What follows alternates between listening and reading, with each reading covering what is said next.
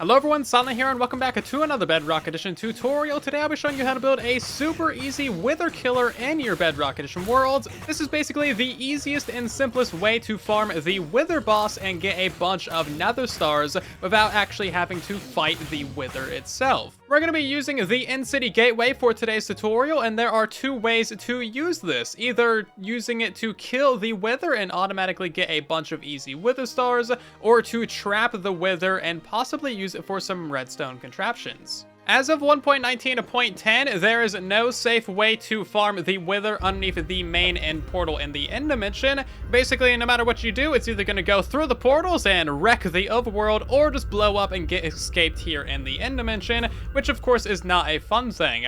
As you can see, he's not actually taking any damage, and if you punch him, he's just going to end up breaking all that obsidian. This keeps up the long tradition of very minor tweaks and changes to the Wither that inevitably break all of our Wither killers. And that is why this is my 5th tutorial on how to kill the Wither easily. As of recording this video, we are 800 subscribers away from 500,000. If you want to help us break 500,000, or even maybe someday reach 1 million, then consider subscribing. I upload a ton of Bedrock Edition tutorials, and you're bound to find something useful. Thank you so much, and let's hop into the tutorial. You don't really need much to do this. All you need is a couple of ender pearls to travel to and from the outer in-city islands. You'll need a couple of red mushrooms, a piece of podzol or mycelium, a couple stacks of bone meal, and then of course you'll need some endstone or just some regular solid blocks, a little bit of obsidian, and of course your wither skulls and your soul sand. If you want to get a ton of wither skulls, you can check out my recent wither farm tutorial linked in the upper right. Now, you might also want yourself a couple of totems, some decent armor, and maybe an elytra just to survive the end dimension. You might have to end up fighting a wither if you do this wrong, so be careful and follow the tutorial to a T. If you place any blocks wrong, the wither could possibly escape. It might also be a good idea to bring with you a sunflower or maybe a locator map. That way you can find out which direction is west. To get started, you want to find yourself a good candidate for an in-city gateway. We're going to be destroying this gateway and just using the bedrock to capture or kill the Wither. So I would recommend going to the outer in-city islands, so far away from anything that matters, because the Wither is going to make a mess. Now, if you happen to have stacked up gateways like this, and this happens rather frequently because of Bedrock Edition, you could use like the top one as your Wither killer, and then keep the bottom one as an easy way back to the main end island. So if you don't have stacked gateways, that's fine. You could just destroy this one, but again, that's your easy way back to spawn. So I would recommend looking around the end dimension, and you might actually find just a random gateway somewhere, and you could use that one to fight the Wither. So we're going to keep these gateways intact, that way we can travel back easily, and we actually have an extra gateway right over here that we can use for the Wither killer, or there's two other ones over there that we could use for the Wither killer. So there's honestly a lot of options if you just look around. And now it's time to destroy the gateway. This is incredibly easy. You want to place a temporary block right there, and then a piece of podzol or mycelium right there. We're going to go up by about 7 or 8 blocks. So 1, 2, 3, 4, 5, 6, and 7. And you need roughly a 2-block gap between that block and the top of the end gateway. So now you just place down your red mushroom right there, and then you bone meal that several dozen times or 100 times, and that will actually remove your end gateway portal. And now we can use this as a Wither killer. I can't believe that red mushrooms still work for this. They have literally worked for destroying portals for like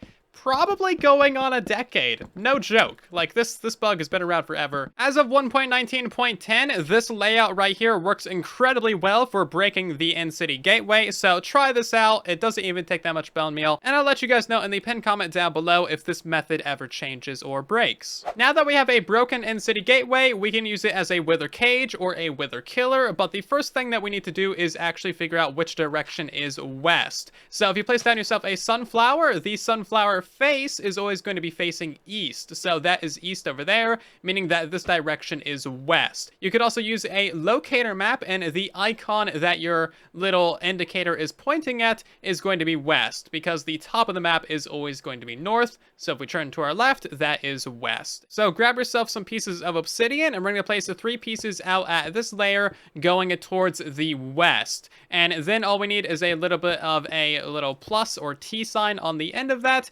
and that's all there is to it. So it is 3 blocks out, and then this little T shape, and that is the exact layout that you need for this little cross of obsidian. You don't really need to use obsidian, but it's less likely to get blown up when you summon the Wither.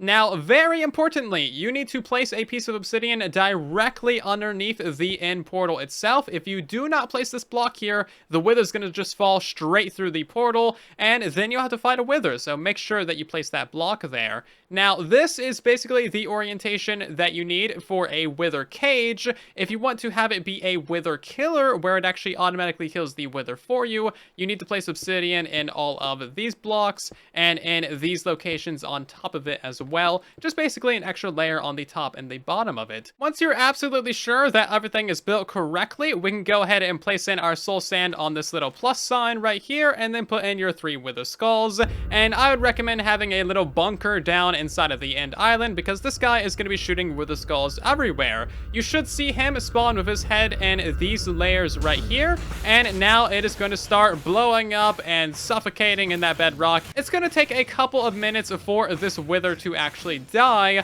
but that is perfectly fine. Just kind of leave it alone. I would not recommend attacking it, because if you attack it, there's a very slight chance that it might actually escape. It's very important to know that you should not spawn multiple Withers in here. If you have multiple Withers, they can actually get pushed out, and some of them can escape, so only do 1 Wither at a time. Once you have a Wither inside of this killer, do not leave the area, don't teleport away, don't walk away, stay next to it, that way it stays inside of loaded chunks. If this thing gets unloaded, or if you leave the game, or if the world crashes, that Wither is going to escape. So yep, this is a very slow process. It takes roughly 2 minutes per Wither, I believe, and keep in mind that this guy does explode on its death animation as well, so don't go approach it when it's actually dying. And there we go, we now have a nether star sitting right here, and we even have a couple of Wither skeletons that we can smack with a looting 3 sword, and hopefully get another Wither skull from. Keep in mind, these Wither skeletons only spawn if you're playing on hard mode. And keep in mind, because the Wither is busy shooting skulls in every direction, you're going to have a number of Wither skulls in unloaded chunks, and these are going to keep flying literally forever.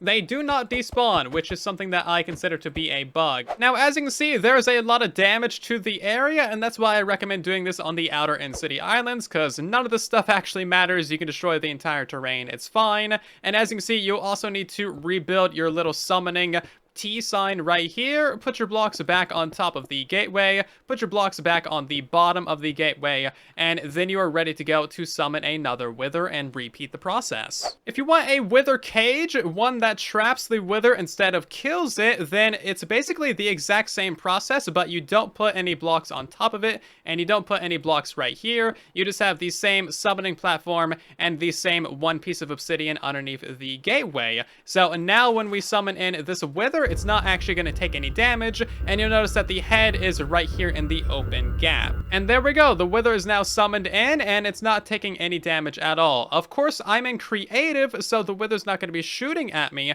but if we put a living object in the area, the Wither's going to target that immediately. So this is going to be a difficult thing to use for any form of redstone or contraption, but you can distract the Wither and make it fire at something. That way you might be able to use this for like a tree farm or some cobble generators or something like that. A little prototype of what a distraction for the Wither might look like is simply having yourself a snow golem roughly 30 or so blocks away. This guy is completely encased in obsidian, and as you see, we have quite the waterfall between the Wither and the snow golem. That way the water helps push these Wither skulls slightly down. That way the snow golem never dies. And surprisingly, the water and the obsidian is actually completely immune to being destroyed by the blue Wither skulls. These black ones can't break anything, but these blue ones actually can break obsidian. So as you can see, this blue Wither skull hits the obsidian, and because of the water, it doesn't actually get broken. So this appears to be a fairly reliable and straightforward system to build,